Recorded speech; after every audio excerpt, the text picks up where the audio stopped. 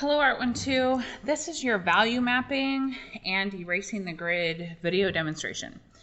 So if once you're done, I would look from far away. So what I noticed was I did not put in like this shadow. I'm going to put in some guidelines for like the shadowing on the chin, etc. So I would still definitely take a look before you erase your grid. And so if you see actual shapes to the shadow, then you're going to gently put those in there. So this comes all the way down to this grid line. Okay, and then I'm going to look at like the thickness of it. Thickens like in here, and it meets up with the nose there. Okay, then because he's stretching his face, he has like a little bit of skin here being stretched. So I'm just going to give myself a really gentle guideline.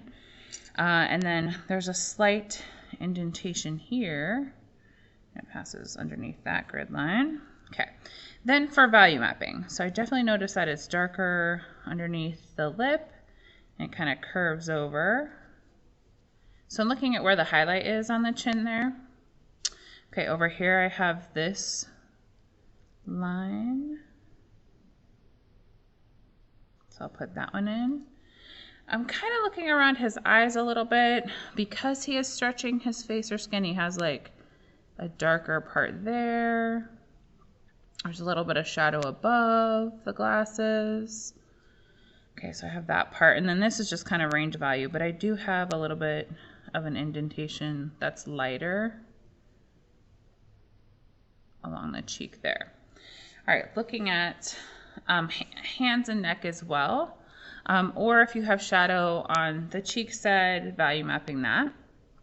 Some of it's going to come with just observation. So the only thing I'm looking for on the neck is like here where it's darker. Kind of giving myself general kind of outline for that part. And then over here where it's lighter. So I know like to kind of fade down. For his forehead, he has some creases that are super subtle.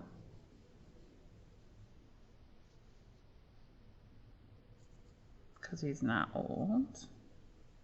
So I'll put those in. Oops, sorry, you can't see that. So I put in a little bit of like where the creases were in the forehead. If you have like this one, she has like a shadowy edge here, but it's like, it's not hard. It's like kind of fades along that edge.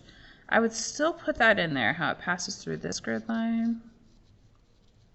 I had already drawn the cast shadow from the nose. And I kind of put in that part. Let's see, underneath her eye. I didn't put in that curvature, so I'll add that, and then she has like a little bit of a darker circle underneath. So you don't have to add anything that's not permanent. So like acne, you don't need to add, but like moles and stuff that's permanently on your face, yes. Okay, so then over here, I'm just gonna give myself a general kind of outline like, hey, it starts to fade up here. So notice I'm holding my pencil at the very end, just kind of like giving myself a mark. I'm gonna flip it up and just double check. Okay, so I have the nose already kind of mapped out, that curvature, I have that part, which is a little more rounded there, and that line. Okay, I already did her little Cupid's bow. For hands, I feel like I already value mapped where it's darker and lighter there. And then a lot of it's just observation. Okay, I feel like that's pretty good to start. So once you're ready, you're going to take off the grid. I feel like it's much easier to shade without looking through it with the grid. And then you can keep this grid. It goes on any 4x6 picture. You're welcome.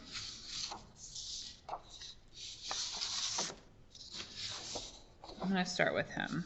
I'm not going to show you like the whole erasing process, but just know you want something underneath your hand. The only place I'm not going to erase out is his hair, because his hair is dark. If you have all dark clothing, like or over here, for instance, like this part, I wouldn't erase out the grid. I don't need to. The grid's going to cover that. Or for this one, like her shadow and her clothing, I could just leave the grid in there or even over here, I could leave it in that part because we're going to cover over it. For her though, I would erase it out of the hair because she has a range of value of hair. So for this one, I'm going to erase the grid out of the shirt, but I'm actually going to leave it in the hair.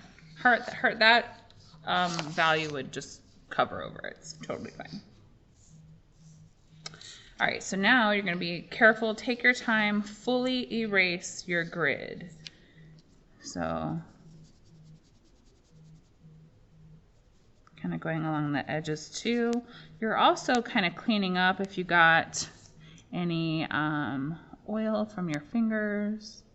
So take your time and fully erase. And I'm kind of pressing hard, but not super hard. If you have this eraser, you can, you know, in the smaller areas.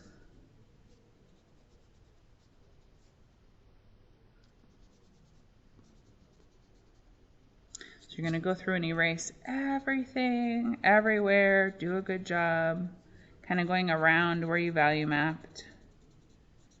And then usually I'd take this over to the garbage can and I'd sweep all that off into the garbage can. All right, so erase your grid before you start. I'll see you in the next video, which is shading or skin shading demonstration.